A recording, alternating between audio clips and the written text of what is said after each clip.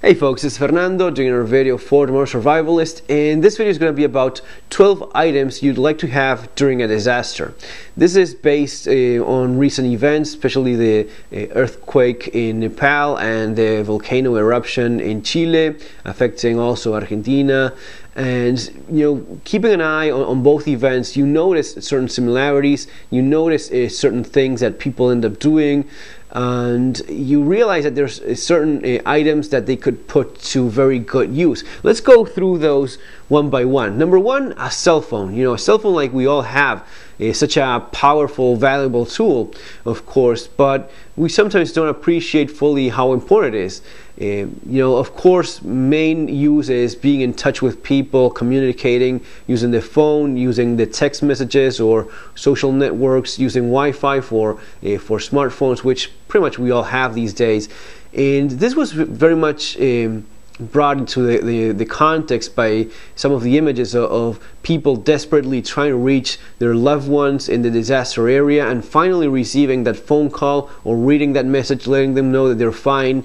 That's the kind of thing that the cell phone definitely is going to be helping you, but there's many other things as well. It's going to be allowing you to catch on news. Some of course have a FM radio, not all of them, but those that do, it's another source of information. If you go online, you may end up reading about the weather conditions, if they're going to be improving, wind, all these things that you want to be kept up to date. You're going to be using your phone for that. And then of course you have the possibility of downloading medical apps or survival apps. Lots of you can even include important files, documents, scans of important papers that you have, copies of work, archives that you have, keeping them all there safe. When you start thinking of it this way, you realize how important it is to have a good case like this one that protects it from impact. Preferably if the cell phone is also waterproof, that's also a great trait to have. Number two is cash. And you may be wondering, why would I need cash? Well, you still need it during emergencies, and a few good examples. Right after the volcano erupted in Chile and everyone was rushing for supplies, buying food, most of all buying water and buying face masks, respirators. These immediately went up in price 5–10%, because of course it's a matter of supply and demand. As soon as it's in such high demand, the price goes up. So definitely money was something that you wanted to have. Also, if you were going to be getting yourself out of there for transportation, for finding somewhere else to go, money would be important. Then again, when watching the news on the events in Nepal, you would see the translation and people explaining that the problem that they had was lack of money. They would say that they had in spite of the disaster, it was a market open in the city, but the people, the victims, didn't have the money so as to buy the food that was being sold in front of them. One of the villagers that was talking with a news reporter, he was explaining that they've lost all their crops, all the seeds that they had, the grains, and they lost their money as well. He was literally saying, we have no grains, we have no money. So obviously enough, even for this Nepalese villager, money was also a big deal. So that brings into context how important money is. You have your wallet with you, sure you do, but do you have a good amount of extra cash in case of an emergency, in case this is all you have? In case credit cards are no longer being accepted, having a good amount of cash there is important.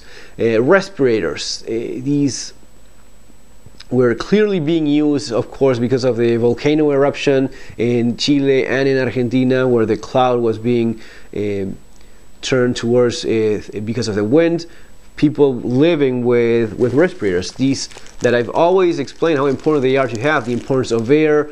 In all my kits I have one of these collapsible respirators, several of these floating around everywhere.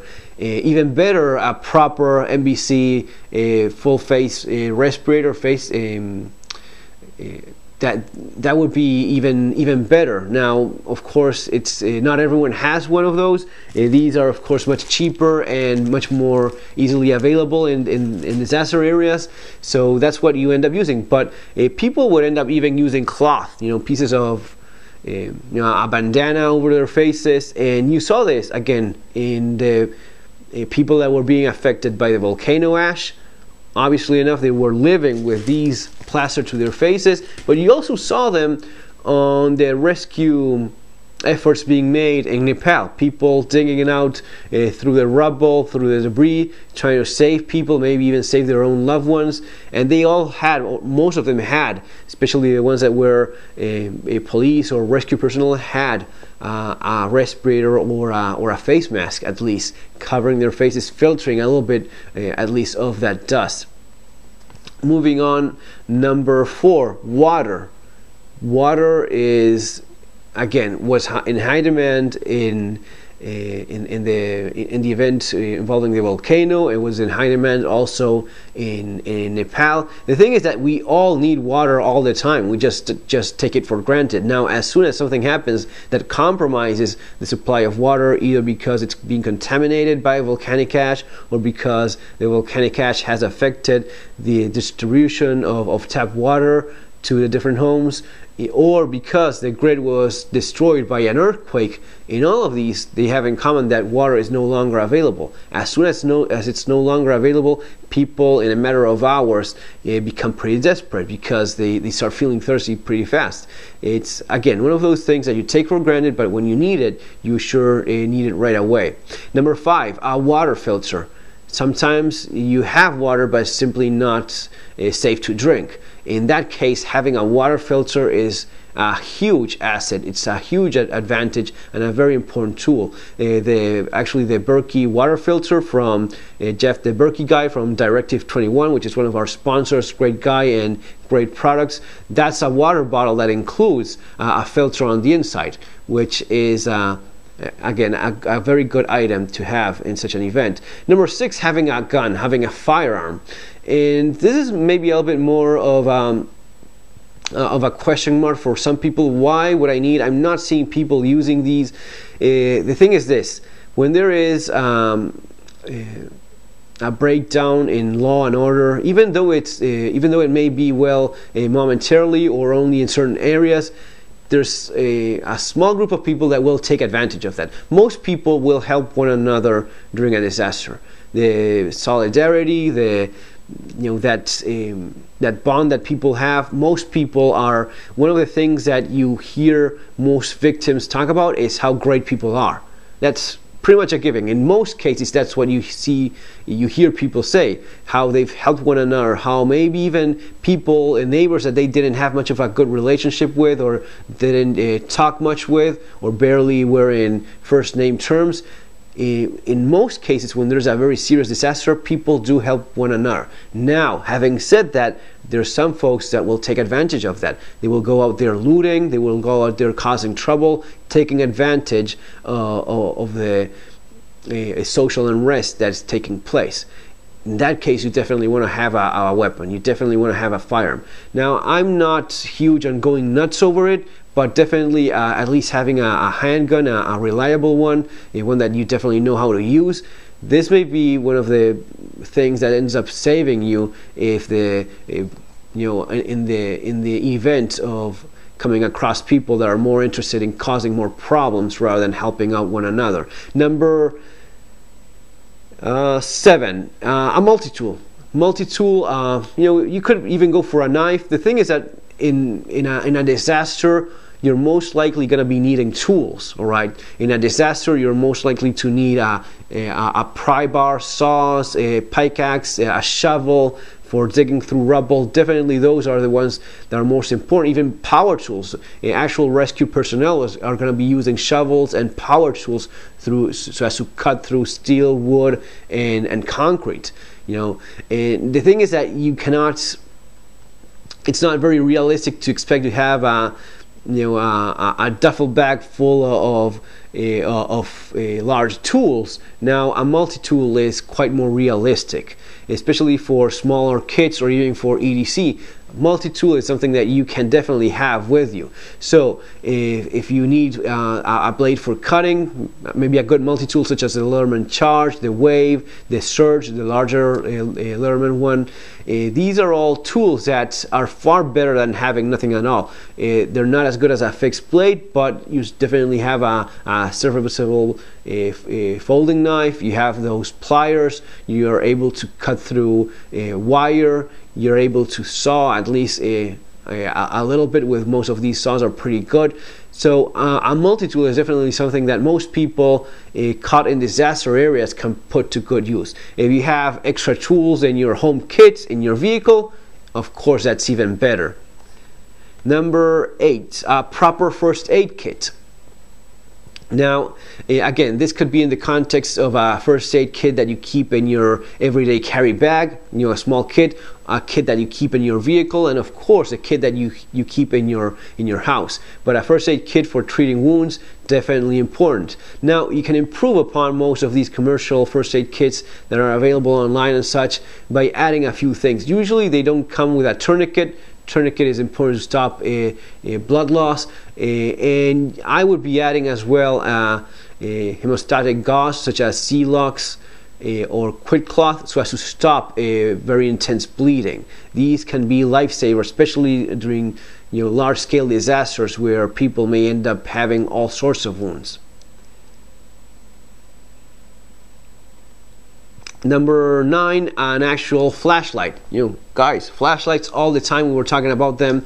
A flashlight that has, the possibility of using different modes, different brightness levels. In this case, it's a through night AA. In terms of batteries, which it's something that I still a little bit struggle with. Do you want to have a very bright flashlight such as this one that uses CR123A batteries, or a AA flashlight? At least have one. It's definitely one of those things that you realize is important, and you realize people end up using. You see them during these disasters, how they're using flashlights so as to find victims, so as to see among the rubble what they find, if they find people in need of help. Also, on the other side of the disaster, the victims as well. If you are a victim and you're caught under debris, maybe you're able to signal using your flashlight. We are seeing people that are caught under the rubble in Nepal for 4 or 5 days. Today they even rescued someone that spent 5 days under the rubble. It may end up saving your life having something to signal. So it's on both sides. It's both for the people rescuing the victims and for the victims that a flashlight can be very useful. Again, thinking a little bit more about that, the flashlight, you want it to be very bright, especially if you're going to be one of those looking for victims, looking for people to help, finding your way through the rubble.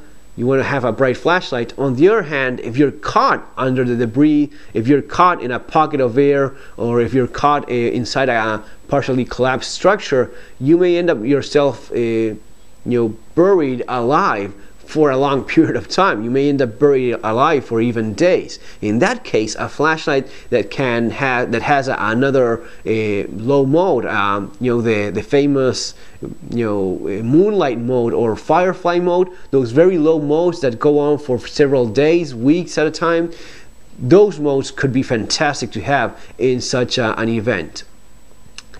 Number 10, having a whistle. And in case you didn't notice, in both of my flashlights, these are the ones I'm using the most these days, especially this one, but I'm switching between these two. In both of them, a whistle there. Why is it? And this isn't something that I prepared now for this specific videos. You guys that have been watching my videos for some time know perfectly well that this is the way I've been rolling for years. A whistle attached to the flashlight.